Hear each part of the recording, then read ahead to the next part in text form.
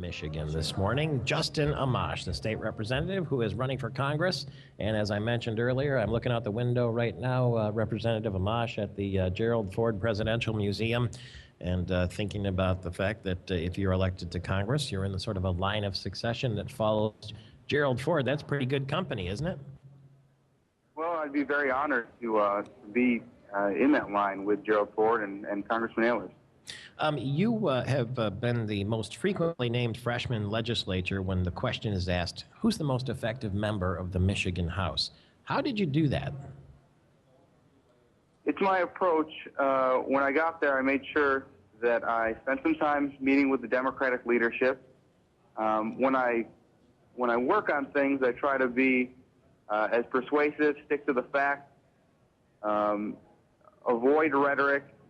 And just yesterday, in fact, I had an amendment adopted on the bill, which is pretty rare for a Republican in the democratically controlled House. Mm-hmm. And I've had more of those amendments adopted than any other House Republican. So what you're saying is that even though you're in a heavily populated Republican region of the state, you can reach across the aisle and work with Democrats as well? Absolutely, and you need to do that whether you're in the state legislature or in Congress. You're not going to have people who agree with you on every position, so you're going to need to work with people who disagree with you. That doesn't mean abandoning your principles. It just means that you're going to have to learn to get along with people, and it's important to have good, strong, professional and personal relationships. What do you make of the Michigan film tax credit? I see every time I turn around, there's some other celebrity in Grand Rapids making a movie. Are you in support of the film tax credit? I am not. It's wonderful that movies can be made here, but we've got a state with a very high unemployment rate for many, many years, and we need real across-the-board solutions, not picking one industry at a time, and I would be in support of tax relief across the board for everyone, rather than picking winners and losers. Does that mean you would have been against the auto bailout?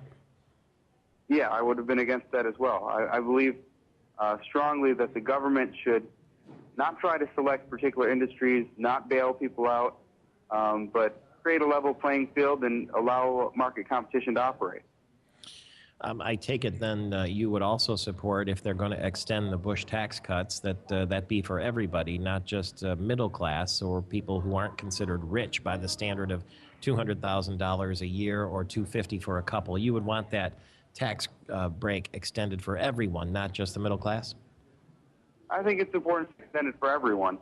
There are people who own businesses, who run businesses, who will hire people. It's important that they have tax breaks as well, but I'd like to get as much of a tax break as possible across the board. Do you have any polling data on your race for Congress? Do you look at any of that? We haven't done any polls ourselves. There was an independent poll done at the beginning of the race, the day after the primary, that had us with a 21-point lead. But we don't take this race lightly. We think it's a new ball game. We haven't had an open seat in this area in a long time. So we want to work very hard and make sure that right up to Election Day, we're pushing hard and working to get as many votes as possible. Does it surprise you to hear that people like Congressman John Dingell, the Democrat, is in a dead heat with his opponent after 27 successful re-elections? And then also the fact that Gary Peters, now we hear, the Democrat in Oakland County, he's in a tough battle too with Rocky Rakowski. They're the Republican challenger. None of that surprises me. People are very tired of the president's policies. They're tired of government spending too much. They're looking for some changes here, and they're throwing out incumbents.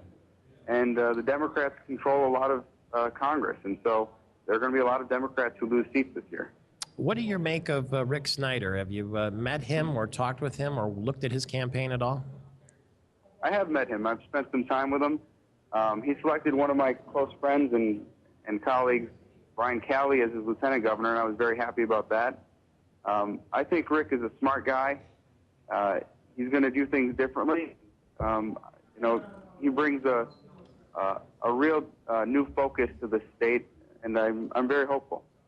Do you like the idea of the Attorney General Cox trying to opt Michigan out of the health care reform, and would you support that if it were to move forward?